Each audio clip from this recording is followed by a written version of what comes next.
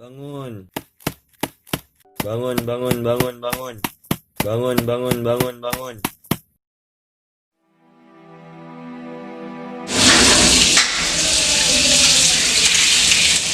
La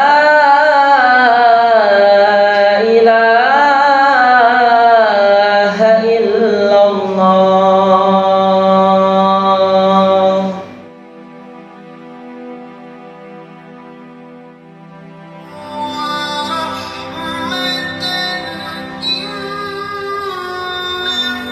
Santri bukan hanya orang yang tinggal atau belajar di pesantren, melainkan seluruh manusia yang memiliki akhlak sebagaimana seorang santri.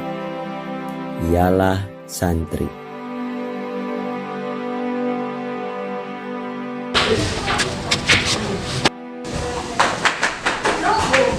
La ilaha illallah.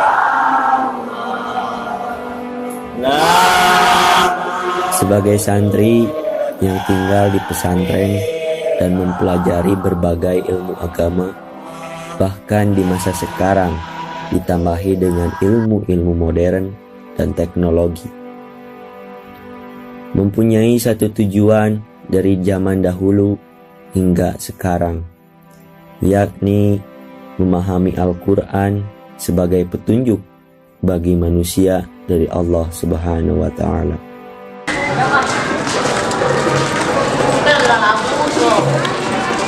Al-Quran sebagai wahyu Allah Subhanahu wa Ta'ala merupakan pesan-pesan ilahi yang sengaja ingin Ia sampaikan kepada manusia melewati jalan bahasa dan sastra, khususnya dalam kesusastraan Arab. Mereka yang disebut dengan santri mempelajari berbagai macam bagian-bagian dari ilmu agama, dimulai dari gramatika, tata bahasa, hingga hazanah kesusastraan Arab, sebagai dasar dan fondasi untuk memahami bahasa Arab, bahasa Al-Quran.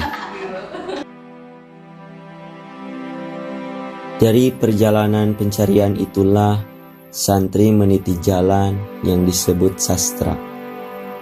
Karena sastra tidak hanya berbicara masalah ekspresi, tetapi esensi.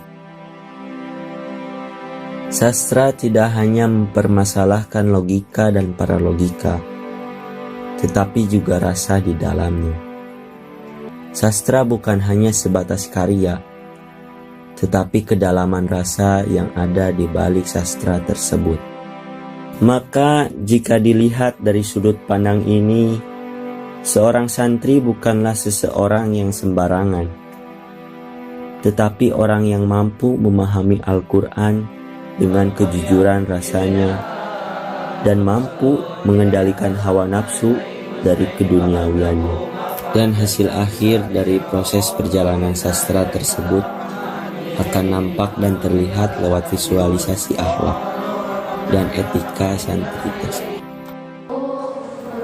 Maka pembelajaran dan metode pesantren secara teoritik ini tidak bisa dikesampingkan begitu saja.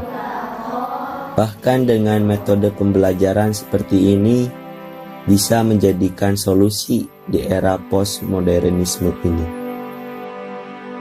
di mana orang-orang yang sudah berani menggadaikan keyakinan dan perasaannya pada alat ajaib yang disebut teknologi dan dunia maya.